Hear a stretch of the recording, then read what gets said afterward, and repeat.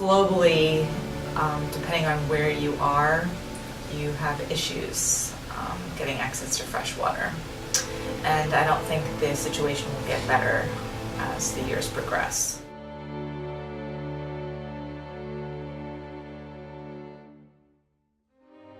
I mostly studied water quality, and so I'm interested in a lot of the contaminants that are found in water and how they affect not only human health, but affect sort of global environmental issues. So a lot of my projects are related to disinfection, so how you treat water and apply chemicals to make sure that there's no bacteria so that people don't get sick.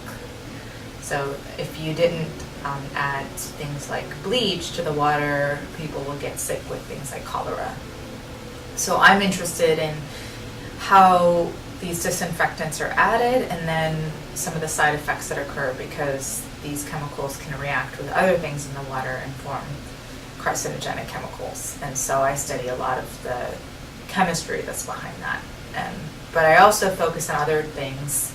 So that's one major area of research, and then I also look at a lot of other chemicals in water and sort of just the fundamental chemistry that could affect global problems like climate change and things like that.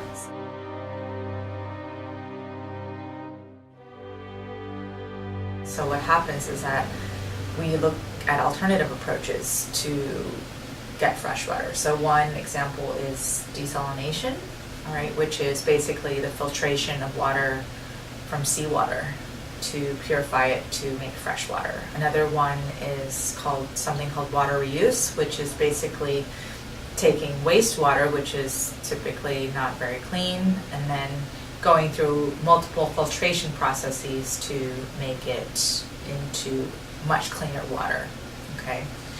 So that we can sort of resupply our freshwater stock. Now, one of the big problems with membrane filtration is that it gets fouled. Basically, you have to apply a lot of pressure. Just imagine you have this very,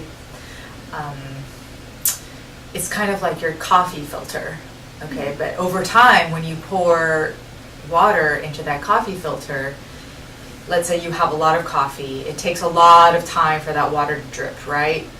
Drip down. At the beginning it's really fast, but then over time it becomes more slow because you have this stuff on top of that coffee filter that sort of prevents it from going down. Okay, but what happens is that in order to help it go through that filter, you apply pressure, which requires energy.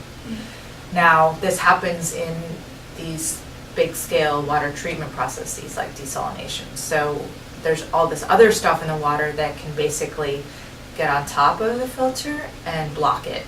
So it takes a lot of energy to get the water to go through. And this is called fouling.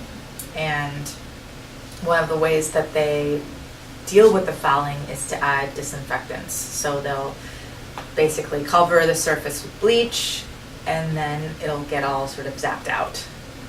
Okay, but one of the problems with that technique is that not only can it eat away at the stuff that's fouling the surface, it can also break down the filter itself.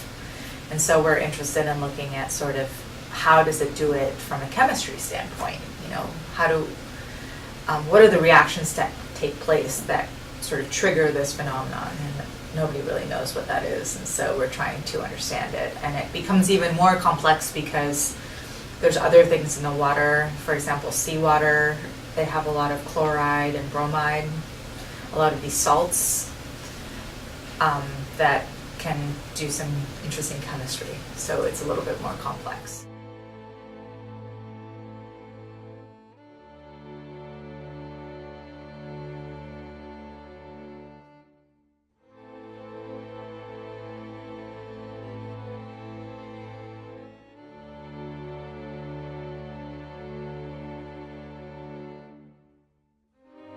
I think the biggest problem is that you can actually be an environmentalist very easily, and you don't have to go to such an extreme.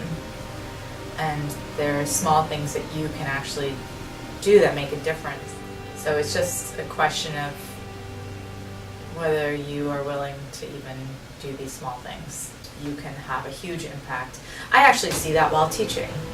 Okay, so you think, oh, okay, I just go in the classroom for an hour. I go in the classroom 3 hours per week. I can't have that much of an impact, but you actually do, and it's pretty striking. So small things do really actually have a huge impact. So.